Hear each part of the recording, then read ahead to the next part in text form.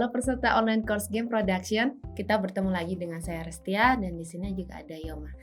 Sekarang kita akan sedikit ngobrol-ngobrol tentang game development life cycle gitu ya. Kita akan bertanya-tanya pengalaman Yoma selama menjadi game producer dalam penerapan game development life cycle ini untuk questnya. Seperti itu. Nah, pertama nih saya ingin tanya, kalau Yoma sendiri sudah menjadi game producer di Agates sudah berapa lama? Kurang lebih 2 tahun sih. Kurang lebih 2 tahun. Sebelumnya jadi artis dulu. Oh, jadi game artis dulu, setelah itu pindah ke haluan produser. menjadi game producer. Oke, kita nanya-nanya hari ini sebagai game producer Betul. dulu aja ya. Kalau selama menjadi game producer, kira-kira udah berapa banyak tuh game yang diproduserin? Kalau game yang diproduserin lumayan sih. Kalau mini game dihitung mungkin 15 lebih. Oh, 15 lebih, banyak banget ya dalam jangka waktu 2 tahun gitu ya. Berarti satu gamenya tidak memakan waktu yang panjang ya? Karena aku sendiri di divisi game as service, jadi kita ngerjain request dari klien. Nah itu biasanya game-game kecil sih. Oh, game-game yang kecil seperti ada itu juga yang gede, cuman biasanya yang lebih sering game-game yang mini game. Oke, jenis gamenya berarti tadi lebih banyak mengerjakan game yang mini game. Nah, dari sekian banyak game nih, pernah nggak sih mengalami hal yang kurang enak gitu karena tidak proper dari proses pembuatannya? Sering. Betul.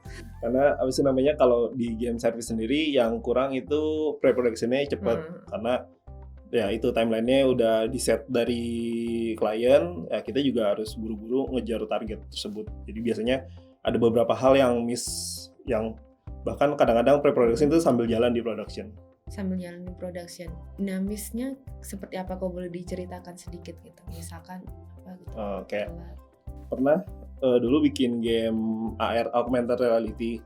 Itu dulu di awal rencananya bakal nge-scan frame bus kayak gitu, terus kita scan nanti keluar 3D model busnya ukuran 1x1.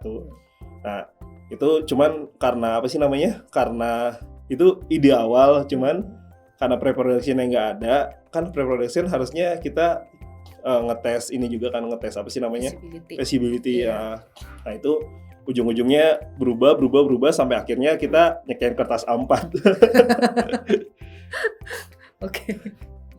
Tadi kan kalau berdasarkan pengalaman Yoma, banyak game yang dibuat itu memang game yang dipesan oleh klien dan kebanyakan itu mini game seperti itu. Sementara kalau game development life cycle itu kalau dilihat dari tahapannya kan banyak ya, dan kalau misalkan mau diimplementasikan secara proper gitu, itu akan cukup memakan waktu sangat panjang gitu, sehingga masa productionnya sendiri akan lebih pendek gitu. Nah, menurut Yoma sendiri itu apakah semua game itu perlu menerapkan game development life cycle atau ya udahlah suka-suka aja gitu?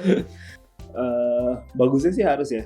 Walaupun itu juga skala mini game kayak Flappy Bird atau kayak game-game runner gitu, itu emang bagusnya kita udah ngerencanain itu sih. Walaupun paling yang bisa kita ubah itu dari timeline ininya sih, yang seharusnya pre-production seminggu mungkin bisa jadi 3 atau sehari gitu, dipepetin. Cuman kalau bisa bagusnya emang tetap ada sih idea creation, pre-production, terus dan lain hal sih. Kalau dari game development life cycle sendiri, bagian mana sih yang benar-benar krusial gitu, dan kalau misalkan itu nggak ada atau tidak dijalankan secara benar akan sangat-sangat berantakan gitu? Kalau menurutku ada 2 sih yang paling penting. Sebenarnya semuanya penting, cuman ada 2 yang benar-benar krusial, itu di bagian idea creation sama pre-production. Karena di bagian creation itu kita ngeset ya konsep apa yang kita bikin, terus juga validasi market juga. Nah itu kan penting banget tuh ada di dalam sebuah proses pembuatan game. Terus juga pre-pro ini sebenarnya hampir berkesinambungan si idea creation sama pre-pro, karena pre-pro itu ngedetailin si idea creation-nya ini. Misalkan kayak kita pengen bikin game runner di creation, itu udah ngeset nih temanya bakal kayak gimana, ada berapa stage dan kawan-kawan. Nah itu detailing lagi di pre-production, kayak stage 1 isinya apa aja, kayak obstacle-nya atau bentuk environment-nya kayak gimana, tingkat kesulitannya itu, aset yang dibutuhkan, ya pokoknya semua yang berhubungan dengan kebutuhan di game tersebut itu di-detailing di pre-production itu. Jadi kedua itu penting banget sih. Kalau misalkan awalnya berantakan kan ke depan juga pasti berantakan.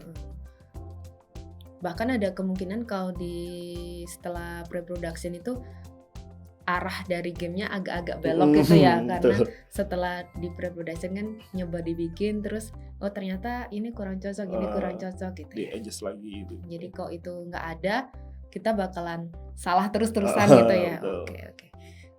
Karena tadi menurut Yoma penting banget untuk bagian creation dan pre-production gitu ya. Bahkan untuk game yang skalanya sangat kecil, pengerjaannya misalkan cuma 2 bulan, tadi disebut bisa aja sih pre-production waktunya cuma 3 hari gitu. Nah kalau 3 hari pre-productionnya itu apa sih yang dilakukan dalam waktu 3 hari itu? Pertama kita harus nentuin prioritas.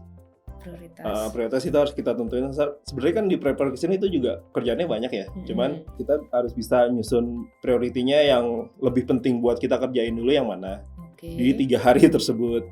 Kalau misalkan emang bisa ngedetailing semuanya itu bagus banget. Cuman kalau misalkan kayaknya biasanya kan susah. Jadi apa aja yang penting kita detailing di awal. Jadi begitu mulai production itu semua tim udah bisa jalan enak gitu. Udah tahu mereka harus ngerjain apa gitu. Langsung produksi aja gitu ya, tanpa banyak memikirkan masalah teknikal gitu misalkan ya.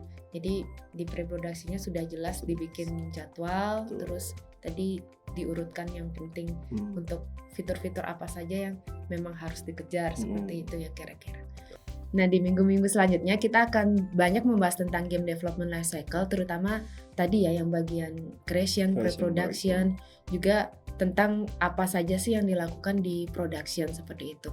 Nah untuk teman-teman yang tertarik dan ingin tahu lebih lanjut atau ingin tanya-tanya, bisa juga untuk menanyakan di forum. Kita sudah menyediakan forum di situ yang pastinya akan selalu kita jawab. Gitu. Oke. Sekian dari saya Restia dan Yoma. Kita akan jumpa lagi di minggu mendatang. Bye-bye.